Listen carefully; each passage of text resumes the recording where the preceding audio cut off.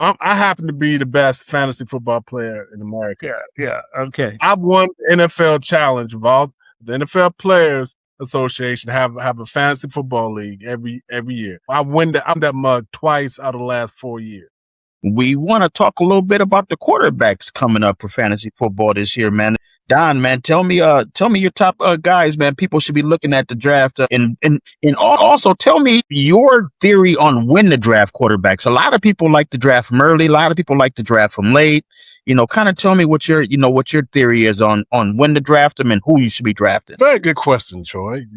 You're asking the right person for that. I'm kind of I'm kind of bullish on quarterbacks. My strategy is different from way most people. Most people, they'll wait to the third and fourth round to draft the quarterback. But when I look at the points, the amount of points that you score, quarterbacks is the number one position as far as points. No matter, so why not grab a quarterback, the top quarterback in the draft a little bit earlier than normal? That's been my strategy for me, and it's worked. I mean, last year I have to admit though, it almost backfired on me because I went after Lamar and he didn't have the year he had before. But the year before I drafted him, he won me the league, because he scored like 40 points a contest, and everybody else, if they do 20, they're good. Mm-hmm. Philosophy is a little bullish on the quarterbacks. But this year though, I may not be as bullish as I normally am because there's like 4 or 5 quarterbacks that's pretty much, they score pretty much the same amount of points. Now, I will try to draft the Buffalo Bills quarterback, Josh Allen, and he's a dual threat quarterback, and that's what you want to look for when it comes to fantasy football. You know how you was always taught to believe the pocket passer, is always, well, not in fantasy football. This fantasy, you want the guy to run. Go after the brothers in fantasy football, the guys that can run and throw, the dual threat quarterbacks, because the quarterback can give you as much points as a running back, and a receiver all in one. So I look for Josh, my top guys I have is going to be Josh Allen. I got and Lamar. You still got to put him up there because he's still that dual threat guy that can give you 100 yards at any given time, and he can throw the ball as well. I think he's going to have a better. His receiving core is going to be better this year, and I think the offense is. He's healthy. Last year the issue, he just wasn't healthy. He just got hurt and he just didn't run the ball last year. I'm like, Lamar, run the ball, man. He was trying to be that pocket guy, which he can do, but he got to be himself. Right. But he wasn't himself. Older, you got to start thinking about that. How many years you gonna last? And that's a good point. Is he gonna be that's normal running quarterback? I mean, he may not run as much, so you got to consider that. But Josh Allen, he's still he's young. He's going to be that runner. And I tell you, Jaden Daniels, and Jaden Daniels is probably going to be he probably will be my second pick this year because even though I don't think he should be running a lot, but he run more than anybody. I mean, they got design runs for him, which I don't understand. Why? Because he's a little frailish. I mean, and I think they run him too much, but from a fantasy football standpoint, he's got to be, in the top 3 of your quarterbacks, right? And I like, who else I like? I like Chicago Bears quarterback. I mean, he's Caleb Williams. That's my one. That was my one right there. That was the one I was counting on. Caleb is coming along, man. He's becoming one of the top players in the league. He's clutch. I mean, the way he came on last year. Yeah, he had some clutch games. I mean, that playoff game against the Rams. Oh my goodness, he looked like a real. The second coming of Patrick Mahomes, man, the way he was coming, the way he was balling, man, bringing him back, almost single-handedly. I think he's a great quarterback, but for Chuck to say he would pick someone number one who paints their fingernails is just crazy for me to hear Chuck say that. There you go. But Chuck said his number one pick would be a dude who paints his fingernails and cried on national television and leaned on his mom and cried after a football game. I'm just shocked, Chuck. You're evolving. Yeah, I see. Right. He is. Yeah, I'm gonna tell you why though. First, I'm like Troy, except I admit it. I'm a homer sometimes. So I'm a homer sometimes, and the dude is, I know he's only here for a blink, but he was here in LA, man, and he did his thing. So I was rooting for him. But watching him play and then just, what Don is talking about, man, being a dual threat, that's that dude all day. That's that guy all day. For fantasy football, that he's going to be a killer. And they going to put the ball in his hands and a lot more. They going to leave the decision-making to him this year because they ain't never really had a quarterback like this ever. I mean, even when they won it in 85, McMahon wasn't this. So I'm like that. Jalen Hurts. I'm just shocked to hear you say it, is all I'm saying. Nah. That's the hometown. That's the hometown dude. I know. My son, Cody brought that up to me. Cody brought that up to me. He was like, man, the dude be painting his fingernails. And I'm like, yeah, I know, but this is whatever. Jalen Hurts probably going to be my next one. Josh Allen. Still have one more, Chuck. My bad. I'm sorry. I caused the confusion. My bad. Right. And I tell you who my fifth guy is going to be. Who he can be the third. He can be the third, second or third guy actually. Because I got Josh Allen as number one, but Drake May, man, Yeah, that's who I was going to say. Yeah, Drake May. Drake May is that guy. I know Drake. I've been watching him since he was in the 9th grade. He grew up right up the street. And I told him when he was in high school, I said, man, you're going to be playing on Sundays one day.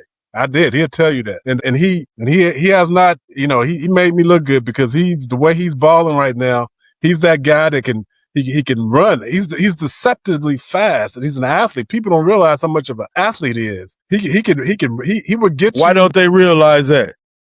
He's not as fast as FloJo. Right. But that's in case you guys didn't catch the last video, Greg was saying how much women are better athletes than men, in case you missed it. I didn't say men.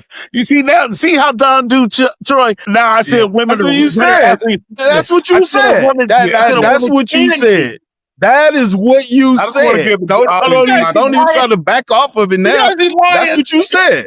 You got to talking about FloJo and Jackie Joyner. That's what you said. Jackie Joyner, Kersey. We're talking about all time. I said she's a better athlete. We're talking about Deion Sanders, and you bring up Jackie Joyner, Kersey. Not a better athlete than me. She's just a better athlete than you. How do we move away from the quarterback conversation, fellas? I don't know. Don got his out.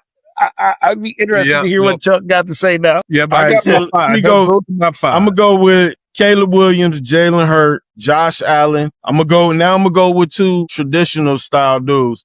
Matthew Stafford, because I think they're going to lay it all on the line to win this one this year. They may have Aaron Donald back, so I don't think they pulling no punches. That year they won to the Super Bowl, they put it in Matthew Stafford's hand to do it. And then my last one, man, who I think everybody's going to have a lot of confidence in, who showed out last year. And I think it's going to be dependent on how their running back situation go. But my last one's going to be Sam Darnold. I think they're going to put it in his hands to get it done because, they obviously got it done last year, and the trust is just going to be that much more this year. So that's my nickel right there. So let me throw some stuff in here. One, I was going to at some point ask, do you guys remember that the NFL MVP last year wore a Rams uniform and played the position of quarterback?